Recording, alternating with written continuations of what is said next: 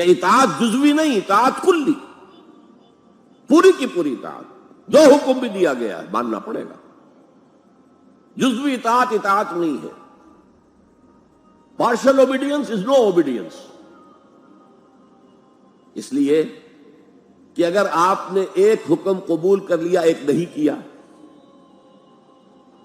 تو جو نہیں کیا کیوں نہیں کیا؟ کہ وہ آپ کے نفس کو پسند نہیں۔ جو قبول کیا وہ کیوں کیا؟ کہ نفس نے الاؤ کر دیا آپ کو کہ ٹھیک ہے کر لو، کوئی حرج نہیں۔ لہذا partial obedience is no obedience at all. چنانچہ اس پر جو وعید آئی ہے سورہ بقرہ کی آیت نمبر 85 میں، افتؤمنون ببعض الکتاب وتکفرون ببعض، تو کیا تم ہماری کتاب اور شریعت کے ایک حصے کو مانتے اور ایک کو نہیں مانتے؟ فما جزاء من يفعل ذلك منکم، تو جو کوئی بھی تم میں سے یہ روش اختیار کرے گا اس کی کوئی سزا نہیں ہے، الا خزي فی الحیات الدنیا، سوائے اس کے کہ دنیا کی زندگی میں ذلیل اور خوار کر دیے جائیں۔ وَيَوْمَ الْقِيَامَةِ يُرَدُّونَ إِلَىٰ أَشَدِّ الْعَذَابِ، اور قیامت کے دن شدید ترین عذاب میں جھونک دیے جائیں۔ وَاللَّهُ بِغَافِلٍ عَمَّا تَعْمَلُونَ، اور جو کچھ تم کر رہے ہو اللہ اس سے غافل نہیں ہے۔ تم اپنی ظاہری ٹیپ ٹاپ سے، اپنے داڑھیوں کے طول سے اللہ کو دھوکہ نہیں دے سکتے، اپنے عمروں اور حجوں کی تعداد سے اللہ کو دھوکہ نہیں دے سکتے۔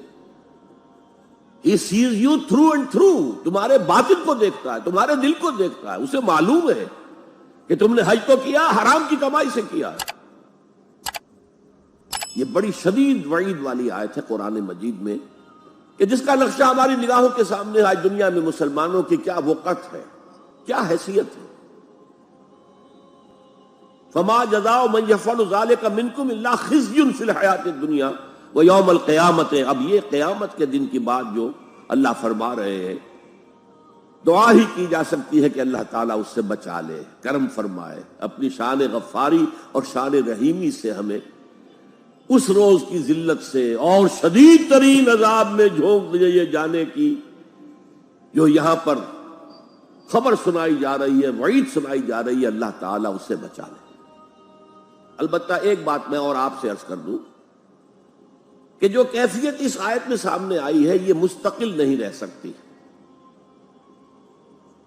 اگر کوئی شخص واقعتاً، چاہے آغاز میں اس کا دل پازیٹیولی ایمان سے خالی تھا،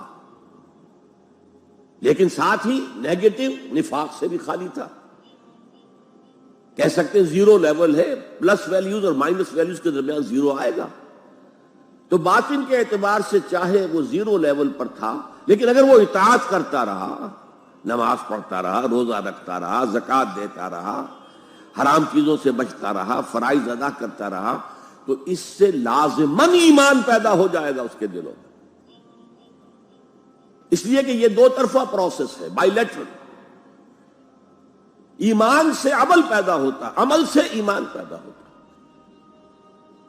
عمل انسان جب کرتا ہے، اللہ کی راہ میں قربانیاں دیتا ہے، زادتہم ایمانا، ان کے ایمان میں اضافہ ہو گیا۔ کہ ایمان دل میں آ گیا تو ایک کشاکش اندر شروع ہو جائے گی۔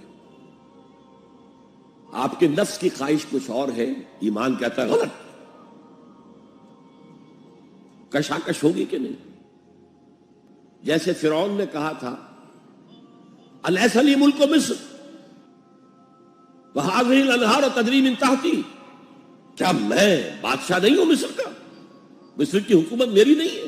اور کیا یہ ساری نہریں جو ہے میرے نظام کے تحت نہیں چل رہی؟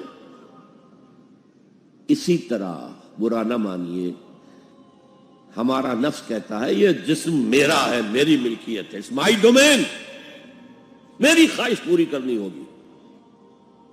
جیسے اس نے کہا میں نہیں جانتا کوئی خدا ہے میرے سوا اور میرے اوپر، میں نہیں مانتا، نفس بھی کہتا میں نہیں ماننے کو تیار، کیا حلال ہے کیا حرام ہے، کیا جائز ہے کیا ناجائز، میری خواہش پوری کرو۔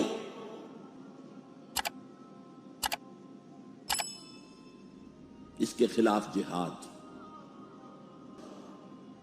نفس ماں ہم کم طرف فرعون نیست، میرا نفس بھی فرعون سے کم نہیں ہے۔ لیکن ایراعون نیست، اس کے پاس لاؤ لشکر تھا، اس نے زبان سے بھی کہہ دیا تھا انا ربکم الاعلی، میں ہوں خدا۔ میرا نفس بیچارہ اس کے پاس کوئی لاؤ لشکر نہیں، زبان سے تو یہ کچھ نہیں کہتا، اندر یہی کہتا میں بادشاہ ہوں اس وجود کا، میری مرضی پوری ہو۔ تو اسٹرگل اگینسٹ دس بیسر سیلف، ایک سیلف ہے اونچی سیلف، خود ہی انا، ایگو، اور ایک ہے یہ بیسر سیلف، یمانی جبلتیں جو اندھی بہری ہیں، جو حلال حرام سے انہیں کوئی غرض نہیں، ان کے خلاف جہاد کرنا۔ آپ نے فرمایا صلی اللہ علیہ وسلم المجاہد من جاہد نفسہ، اصل مجاہد وہ ہے جو اپنے نفس کے خلاف جہاد کر سکے۔ تمہارے اندر یہ دشمن تو بیٹھا ہوا ہے، تکڑا ہے، تمہیں کنٹرول کر رہا، چلے آؤ باہر کے دشمنوں سے جہاد کرنے کے لیے۔ اور ایک دفعہ حضور سے پوچھا گیا ای الجہاد افضل یا رسول اللہ، اے اللہ کے رسول سب سے افضل جہاد کون سا ہے؟ فرمایا ان تجاہد نفسک فی طاعت اللہ، اپنے نفس کے خلاف جہاد کرو، اسے اللہ کا مطیع کرو۔ یہ جو اندر کی کشمکش ہے، کشاکش ہے، یہ جہاد فی سبیل اللہ کا نقطہ آغاز، اللہ کا مطیع بنانا ہے نفس کو۔ اس کے ساتھ دو سب لیول اور ہیں۔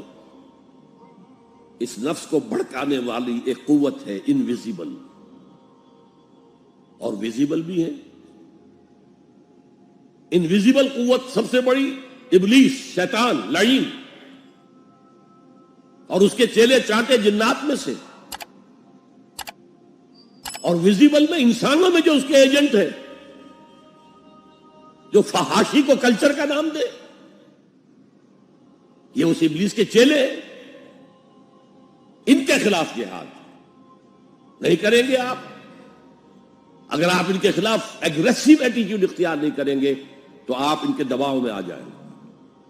ان الشیطان لکم عدو فاتخذوہ عدوا، اے لوگوں یہ شیطان تمہارا دشمن ہے، اس کو اپنا دشمن سمجھو۔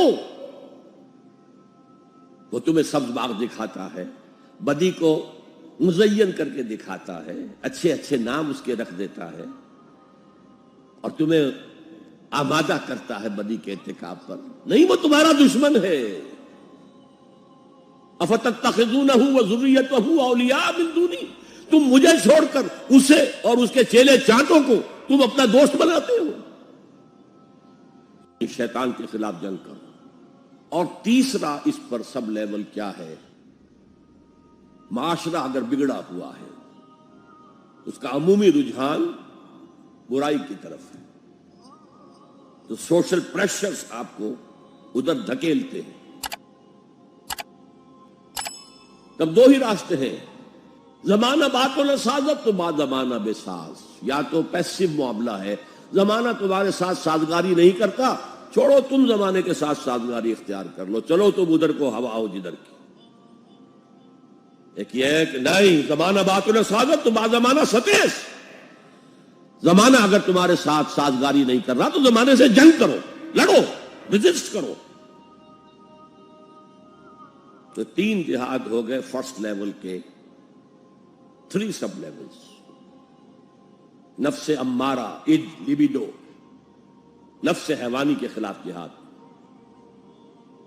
اس کو بھڑکانے والے، وسوسہ اندازی کرنے والے، اس میں پھونکے مارنے والے، شیطان اور اس کی ذریت مانوی اور ذریت نسلی، جنات اور انسانوں میں جو اس کے ایجنٹ ہیں، ان کے خلاف جہاد، معاشرے کے خلاف ایک اسٹرگل۔ اب یہ 3 جہاد آپ نے کر لیے، اللہ توفیق دے ہم میں سے ہر ایک کو، تو اب یہ جہاد آپ کے جسم سے باہر نکلے گا، خارج میں آئے گا۔